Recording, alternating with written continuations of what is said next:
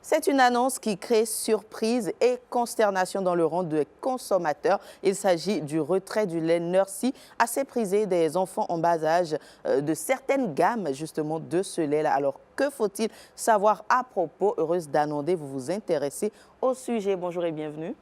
Bonjour Jennifer, comment vous portez-vous ce matin? Je me porte comme un charme. Parfait, ainsi que moi. Mesdames et messieurs, merci d'être avec nous ce matin. Comme Jennifer l'a dit, effectivement, c'est une décision qui suscite beaucoup d'inquiétudes chez de nombreux parents. Il s'agit des enfants.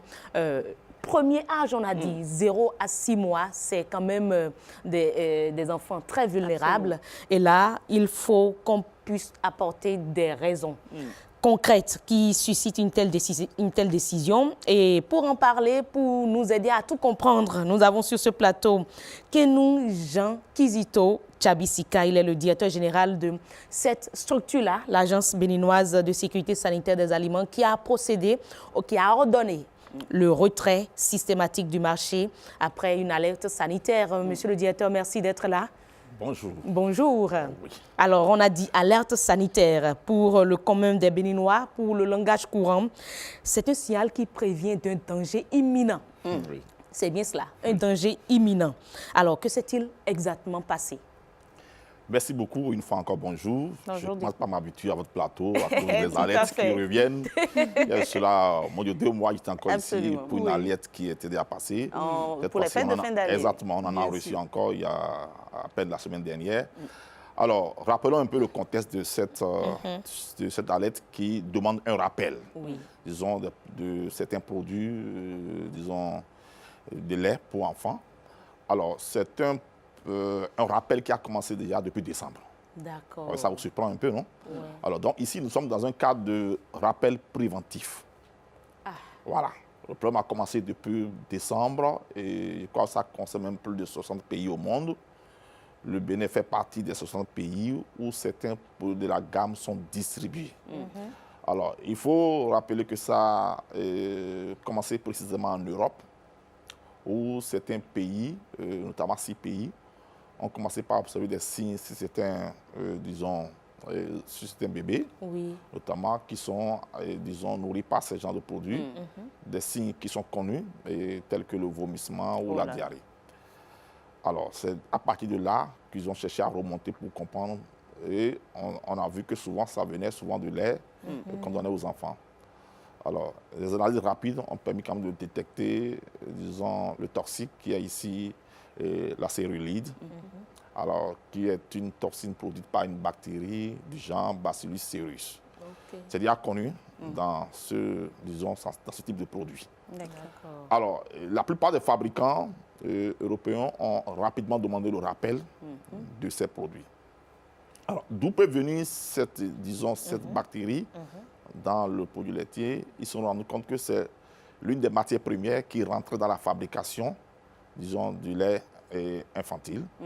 Et c'était précisément de l'huile d'acide arachidonique, alors qui est disons, une huile qu'on mettait dans le lait pour mimer un peu le goût du lait maternel. Voilà, c'est pour donner un peu ce goût-là qu'on en mettait dans la fabrication. Et la plupart de ces fabricants ont certainement un fournisseur commun en Asie. C'est ça. Je vais taire les noms des pays pour ne pas... Voilà, exactement. Donc, ils ont un fournisseur asiatique. Et c'est de là qu'ils ont remarqué qu'au fait, la toxine venait de cette bactérie qui pouvait être dans l'huile d'acide arachidonique. Et la plupart, disons, des produits dans lesquels cette matière première est rentrée, ils ont demandé un rappel de tous ces produits. Vous allez voir qu'au Bénin, on a demandé que ça porte sur le lait de la catégorie Nursie. Ailleurs, c'est d'autres gammes qui ne portent pas le nom Nursie, qui sont distribuées en Europe. Donc, au Bénin, on a reçu Nursie. Alors, c'est tellement que cette matière première est rentrée dans la fabrication de ce lait. Donc, ça a commencé depuis décembre, je le disais. Alors, en février, avec ce rappel massif des pays au niveau mondial, l'autorité européenne de sécurité alimentaire, qu'on appelle EFSA, c'est l'équivalent de l'ABCSA au sein de la Commission européenne. Ils sont regroupés, ils ont une autorité unique. Alors, l'autorité a demandé, lorsqu'il s'agit souvent des situations du genre, on fait ce qu'on appelle une évaluation des risques. On demande de faire rapidement une évaluation des risques. Donc, elle est souvent conduite par... en fait, la Commission européenne demande à son autorité de sécurité alimentaire de conduire une évaluation des risques sur ce type de toxique, qu'est la céruline. Donc, rapidement, l'autorité européenne, sur la base des données qu'elle disposait, des données de consommation, ils ont procédé à ce qu'on appelle une évaluation de risque. Alors, c'est une science un peu complexe. Je vais rapidement expliquer ce qui est important sur ce plateau. Alors, quand on fait une évaluation de risque, il y a une partie qu'on appelle la caractérisation du risque, qui permet à, disons, avoir la quantité qui peut être ingérée par l'individu, ici c'est le bébé, et qui puisse déclencher, disons, une réaction adverse auprès du bébé. Donc, l'autorité lui a demandé de détecter ou, même si possible, de ressortir la dose aiguë de référence. Alors, c'est une dose à partir de laquelle, si vous allez au-delà de cette dose, ça peut déclencher des réactions adverses. Alors, donc, c'est une dose de sécurité. Donc, l'autorité, effectivement, lorsque l'autorité a commencé son travail, elle a pu ressortir une dose aiguë de référence, cette fois-ci qui est de 0,014 microgrammes par kilogramme de poids corporel. En termes simples, ça faisait 14 mg par kilo. Alors, l'ancienne dose aiguë de référence qui existait était de 0,03.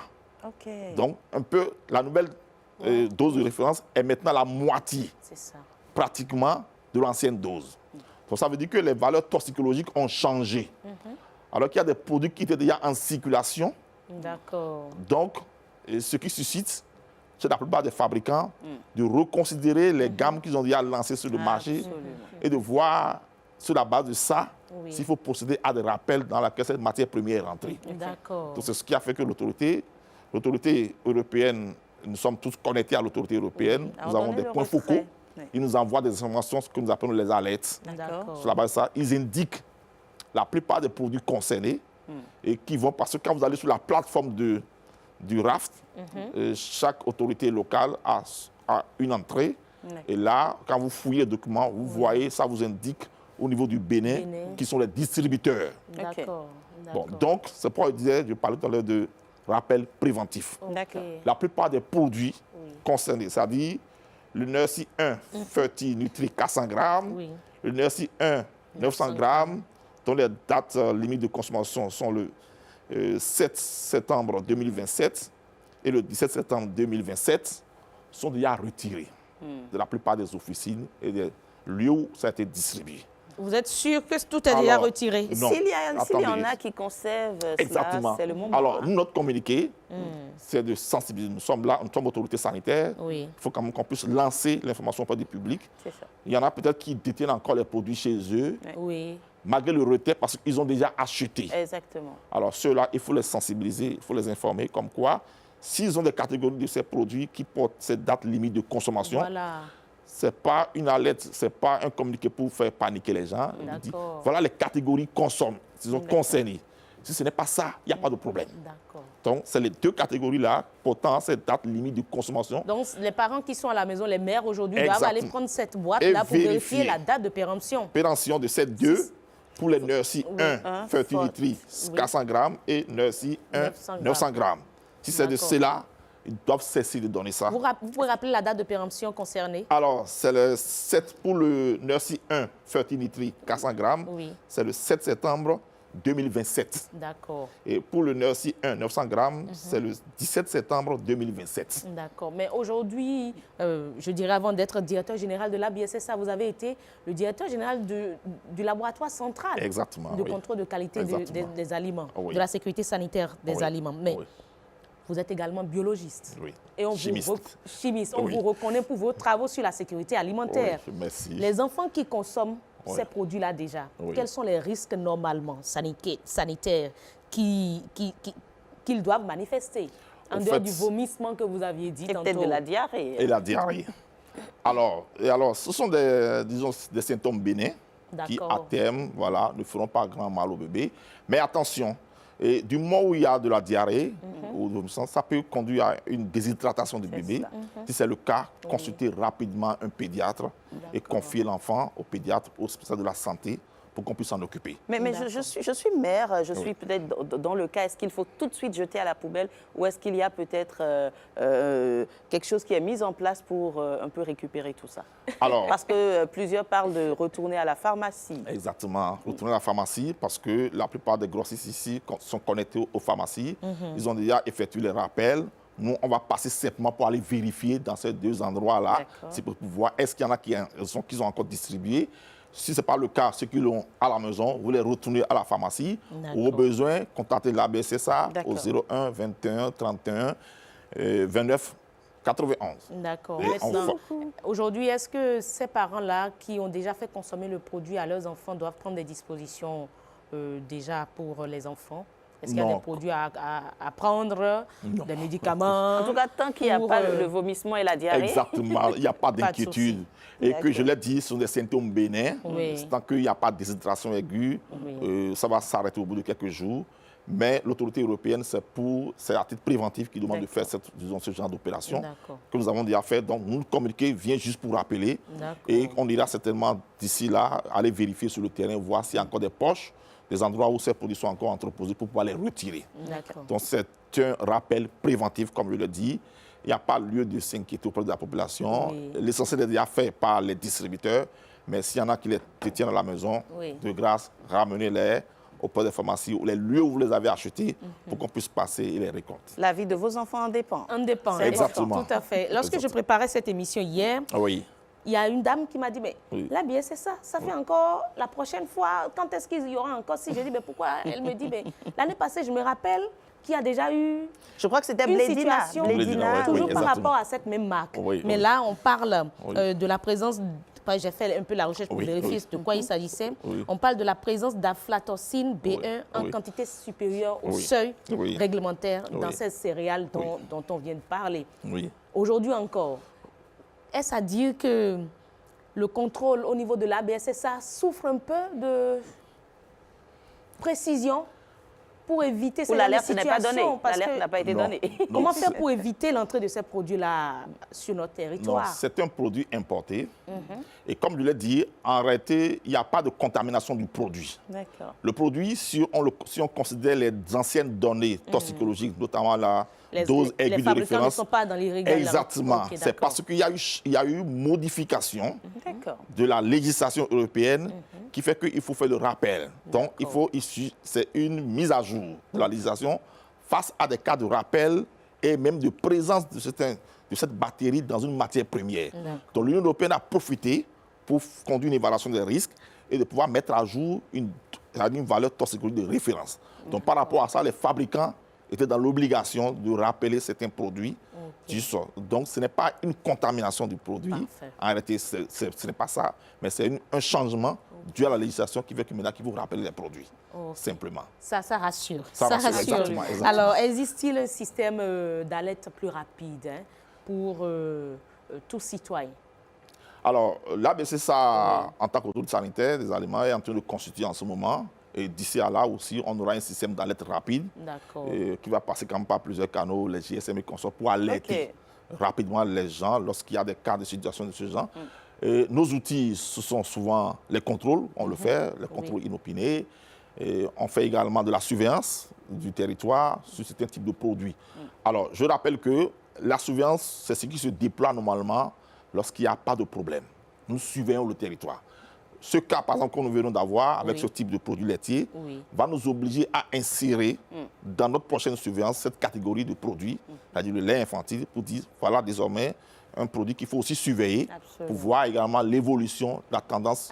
Est-ce à dire que vous avez des catégories de produits à surveiller? Là, bien sûr, ça ne s'intéresse pas à tout ce qui est aliment? Exactement. Je le dis toujours, il n'y a pas de pays au monde qui contrôle, qui peut surveiller tout. Ça n'existe pas. Voilà. Sinon, mais en ce qui concerne nos enfants, nos tout petits, c'est quand même le contrôle est basé, ou la surveillance est basée sur le risque.